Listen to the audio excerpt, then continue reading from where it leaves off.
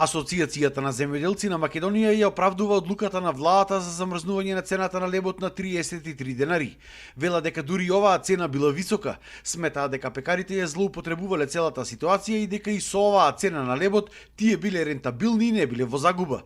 Бараат титни преговори помеѓу владата и производителите на леб за надминување на оваа криза. А во овој случај мислам дека нема да изгубат преработувачите на леб со 33 денари. Сигурен сум, затоа што ако погледнеме не само во Прилеп и во цела Македонија, ќе дојдеме до заклучок дека цени имаме денеска кај што се продава 30 денари леб, кај што се продава 28 денари леб. Тоа значи одредени компании можда калкулацијата неправилно ја пресметуваа. Со оглед дека ние имаме моментално доволно пшеница, имаме доволно капацитети за производство на леб, нормално дека е срамота млинарите да го остават народот без леб. Пекарите пак остануваат на ставот дека цената од 33 денари не била реална.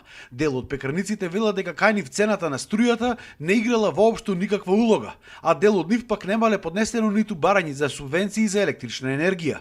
Велат дека ќе произведуваат леб и ќе го продаваат само од нивните објекти за да немаат други трошоци. Јас како производител сигурно нема да одам во Кавадарци до сега како што дистрибуирам или во Скопје, затоа што не одговара цената.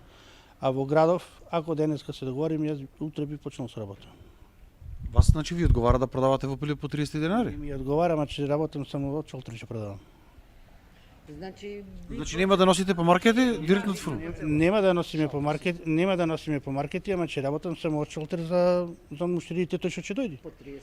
По 33, пошто нема да платам шофер, нормално нема да гориво. Нема работ на дел од вработените, на дел од пекарите.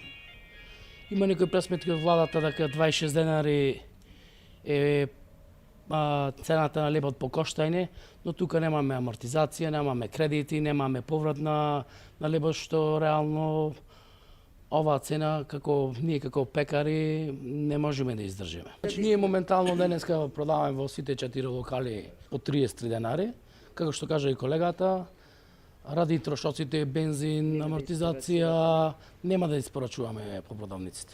Што ќе се случува понатаму со цената и производството на лебот? Останува да се види од новите средби што треба да следат помеѓу поголемите производители и владата.